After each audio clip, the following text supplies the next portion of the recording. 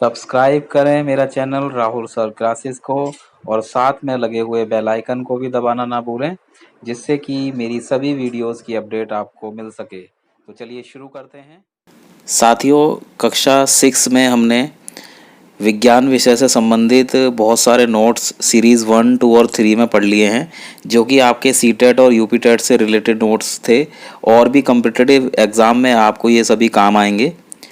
तो पिछली वीडियोस जिन्होंने नहीं देखी हैं वो देख लें, मैं डिस्क्रिप्शन में उनके लिंक्स डाल दूंगा, आप वहां से वीडियोस को देख सकते हैं। तो सीटेट और यूपीटेट के नोट्स में अगली कड़ी में हम कक्षा 7 विज्ञान विषय से ही चैप्टर नंबर 1 से शुरू करते हैं। कक्षा 7 विज्ञान विषय का चैप्टर नंबर 1 है पादपों में पोषण।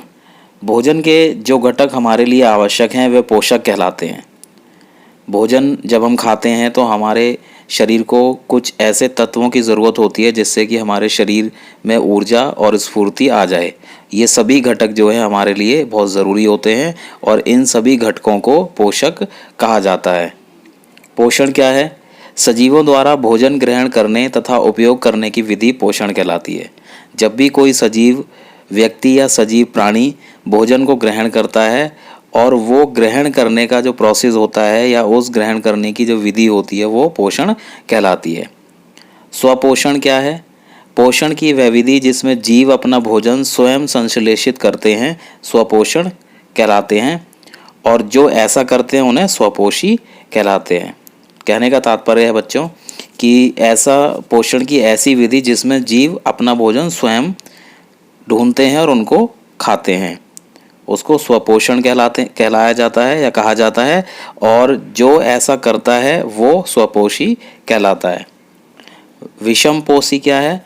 विषमपोषी का मतलब है जंतु एवं अधिकतर अन्य जीव पादपों द्वारा संश्लेषित भोजन को ग्रहण करते हैं, जिसमें चाहे वो जंतु हो या अन्य ऐसे जीव जो पौधों के द्वारा दिए गए भोजन को ही या पौधों के द्वारा उपयोग में लाए जाने वाले भोजन को ग्रहण करते हैं, ऐसे जीव विषमपोषी कहलाते हैं।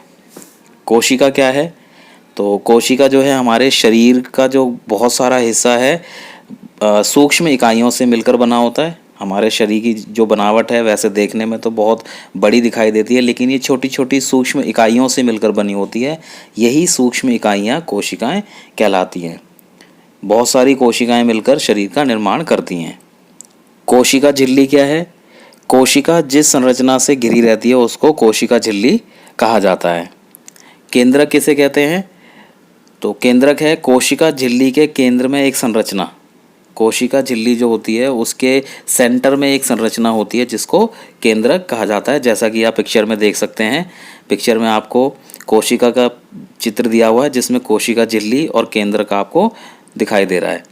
अगला है कोशिका द्रव्य। कोशिका द्रव्य क्या है? केंद्रक के चारों तरफ एक जेली जैसा द्रव्य पदार्थ होता है, उसको कोशिका द्रव्य कहा जाता है। क्लोरोफिल।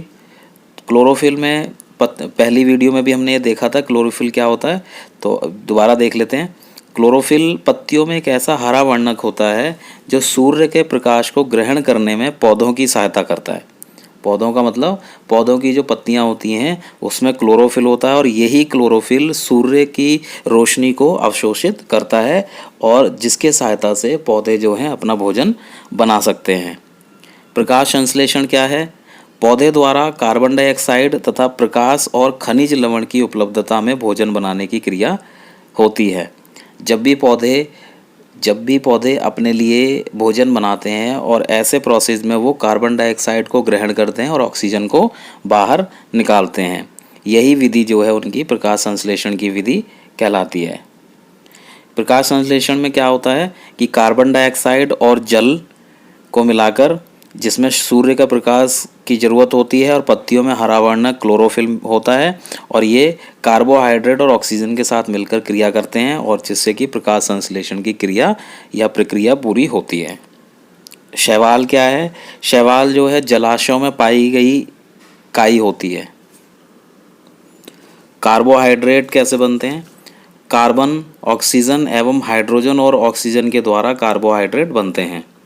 प्रोटीन क्या है? प्रोटीन नाइट्रोजनी पदार्थ होते हैं। अमेरबेल पौधे में क्लोरोफिल नहीं होता। वैसे तो सामान्य तौर पर सभी पौधों में क्लोरोफिल पाया जाता है, लेकिन अमरबेल एक ऐसा पौधा है जिसमें क्लोरोफिल नहीं होता है। परपोषी क्या है? दूसरे पौधे जिस पौधे या पेड़ पर आश्रित रहते हैं उनको परपोषी पौधे कहा जाता है।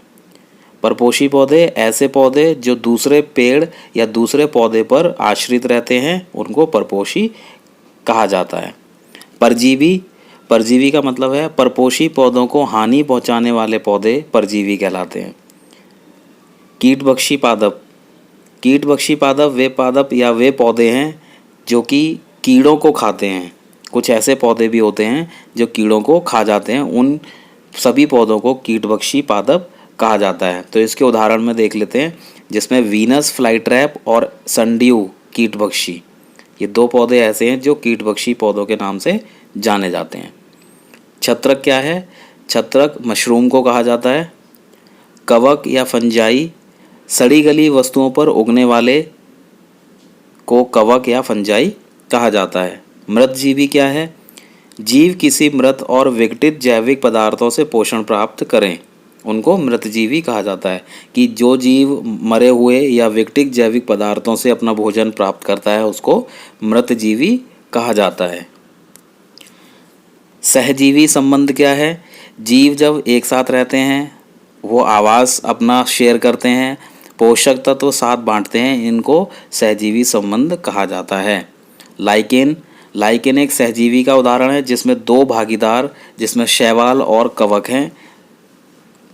उर्वरक व खाद में नाइट्रोजन, पोटेशियम, फास्फोरस जैसे पोषक तत्व पाए जाते हैं। राइजोबियम क्या है? राइजोबियम एक जीवाणु है जो नाइट्रोजन को विलय पदार्थों में परिवर्तित कर देता है।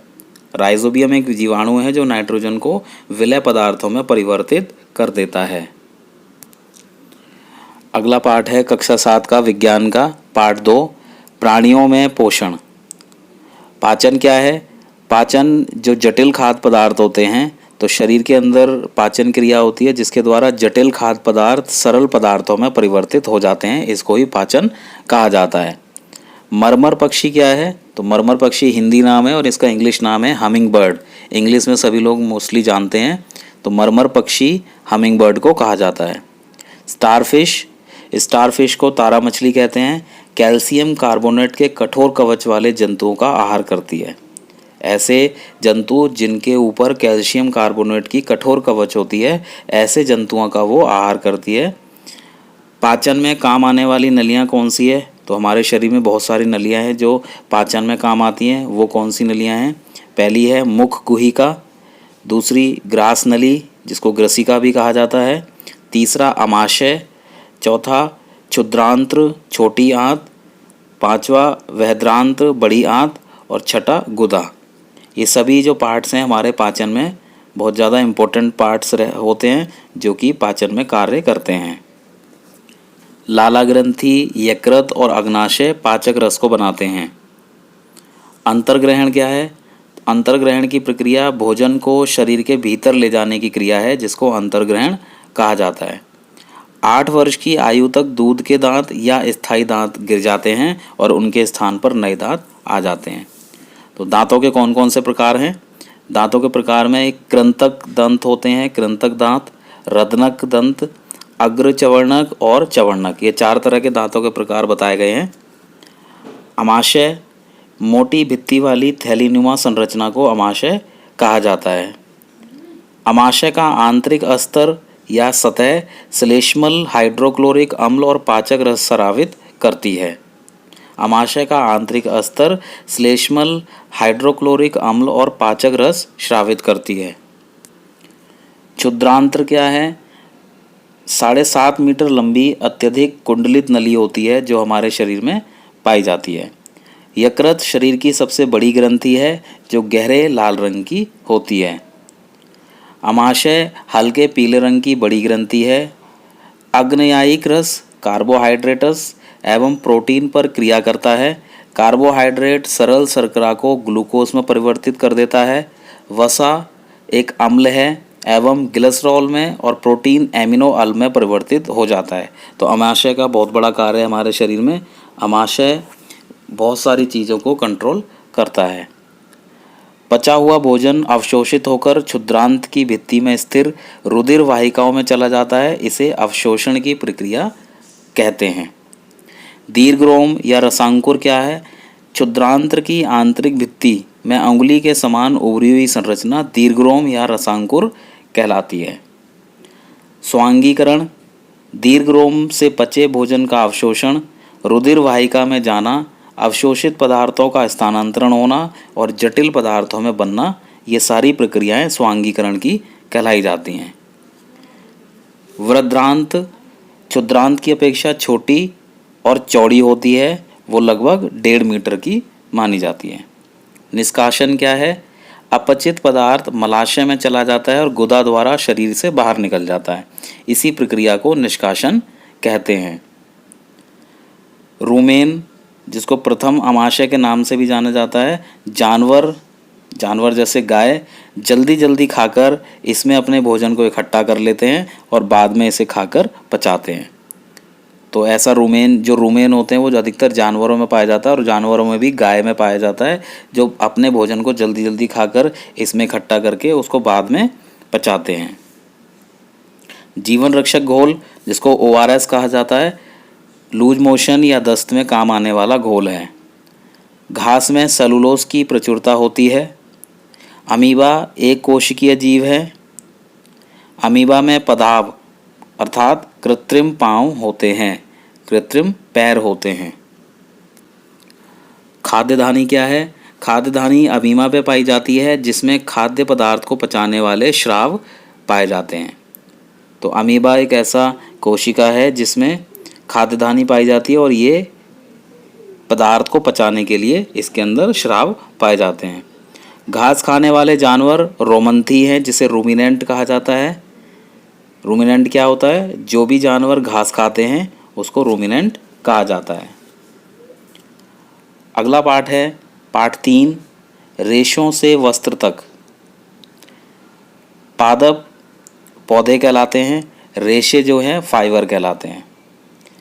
जांतव रेशे कौन से हैं? जंतुओं से प्राप्त होने वाले जो भी रेशे होते हैं वो जांतव रेशे कहलाते हैं। याक की ऊन तिब्बत और लद्दाख में प्रचलित है। तिब्बत और लद्दाख में बहुत प्रचलित है ये ऊन, याक की ऊन। भेड़ों में मुलायम तंतुरूपी मुलायम बाल, जिसे कार्तिक ऊन बनाने के लिए रेशे प्रदान किए जाते हैं। वर्णात्मक प्रजनन क्या है? तंती रूपी मुलायम रेशों को प्राप्त करने के लिए जनन की क्रिया को वर्णात्मक प्रजनन कहा जाता है। मुलायम रेशों को प्राप्त करने की जो प्रक्रिया होती है जनन की, उसको वर्णात्मक प्रजनन कहा जाता है। अंगोरा क्या है? अंगोरा एक प्रकार की ऊन है जो अंगोरा नस्ल की बकरी से प्राप्त होती है और ये जम्मू कश्मीर में पाई जाती है। पश्मीना मुलायम शॉल है जो कश्मीरी पश्मीना बकरी से प्राप्त की जाती है। लामा और एल्पेका, ये दोनों ही ऊँट की प्रजाति हैं और ये दोनों दक्षिण अमेरिका में पाई जाती हैं और दोनों से ऊन की प्राप्ति की जाती है। ऊन की कटाई में भेड़ से पतली परत के साथ ऊन को उतारा जाता है। जो भेड़ होती है पतली पतली परत के साथ ऊन को उतार लिया जाता है, जिसको ऊन की कटाई कहा जाता है। तो यहाँ पर कुछ भेड़ों की नस्लें दी गई हैं, वो देख लेते हैं। भेड़ों की नस्लों में पहली जो नस्ल है वो लोही नस्ल है भेड़ की, जो कि राजस्थान या पंजाब में पाई जाती है और इसकी जो ऊन की गुणवत्ता होती है वो बहुत अच्छी मानी जाती है। दूसरी है रामपुर बुशायर, जो कि उत्तर प्रदेश या हिमाचल में पाई जाती है। इससे प्राप्त होने वाली ऊन जो है भूरी ऊन होती है। तीसरी है नाली नस्ल की भेड़, जो कि राजस्थान, हरियाणा और पंजाब के इलाके में, और गलीचे की ऊन जो है इसी नस्ल से प्राप्त होती है। बाखरवाल जम्मू और कश्मीर, ये ऊनी शॉल हैं, ऊनी शॉलों में प्रयोग की जाती है। मारवाड़ी भेड़ जो कि गुजरात में पाई जाती है, इसकी ऊन जो है मोटी होती है। पाटनवाड़ी गुजरात में पाई जाती है। हौजरी के लिए ऊन जो बनती है वो पाटनवाड़ी से ही बनाई जाती है। रेशों को ऊन से परिवर्तन करने की प्रक्रिया क्या है? जब रेशों को ऊन में परिवर्तित किया जाता है तो उसे कई प्रक्रियाओं से गुजरना पड़ता है। ये सभी प्रक्रियाएं, सबसे पहले ऊन की कटाई, जिसमें ऊन को काटा जाता है, उसके बाद अभिमार्जन, जिसे धोना कहते हैं। ऊन को काटने के बाद उसको धोना पड़ता है, जिसको अभिमार्जन कहा जाता है। फिर ऊन को अलग अलग किया जाता है, जिसको छटाई किया कहा जाता है। उसके बाद कोमल रेशों को अलग करते हैं, जिसको बर की छटाई कहा जाता है। और अलग अलग कोमल रेशों को अलग अलग रंगों में रंगा जाता है, यह प्रक्रिया रंगाई कहलाती है। उसके बाद धागे को लपेटा जाता है, जिसको रीलिंग कहा जाता है। ये सारे प्रोसेस रेशों को ऊन में परिवर्तित करने की प्रक्रिया है, जिसमें ऊन की कटाई, अभिमार्जन, छटाई, बर की छटाई, रंगाई और रीलिंग, ये सभी प्रोसेस रेशों को ऊन से परिवर्तित करने के प्रोसेस हैं। रेशम या सिल्क, ये जांतव रेशे होते हैं। रेशम प्राप्त करने के लिए रेशम के कीड़ों को पालना पड़ता है, जिसको रेशम कीट पालन या सेरीकल्चर कहा जाता है। रेशम कीट का जीवन चक्र कैसा होता है, जिसमें मादा रेशम मादा जो होती है वो अंडे देती है, जिसको लार्वा या कैटरपिलर कहा जाता है। रेशम कीट भी इसको कहा जाता है। कैटरपिलर की अगली अवस्था प्यूपा कहलाती है। कैटरपिलर प्यूपा अपने आपको रेशम के रेशों से ढक लेता है, जिसे कोकून कहा जाता है, और यही कोकून बाद में रेशम बनता है। टसर, रेशम, मूंगा, कोसा रेशम के प्रकार हैं। सबसे सामान्य रेशम सहतूत रेशम कीट है। सबसे सामान्य रेशम सहतूत रेशम कीट है, जो कि हमेशा हर जगह पर मिल जाता है। चीन विश्व में पहला ऐसा स्थान है जहाँ पर रेशम का उत्पादन होता है। सिल्क रूट क्या है? जहाँ से रेशम का व्यापार किया जाता है उसको सिल्क रूट कहा जाता है। मोरस एल्बा सहतूत का वैज्ञानिक नाम है। मोरस एल्बा सहतूत का वैज्ञानिक नाम है। तो साथियों, प्यारे बच्चों, ये हमारा कक्षा 7 का सीटेट से रिलेटेड, यूपी टेट से रिलेटेड और कॉम्पिटिटिव एग्ज़ाम जो भी देना चाहते हैं उनके लिए कुछ नोट्स थे। कक्षा 7 के, क्लास 7 के और भी चैप्टर हैं जो अगली वीडियो में हम करेंगे। तब तक के लिए धन्यवाद।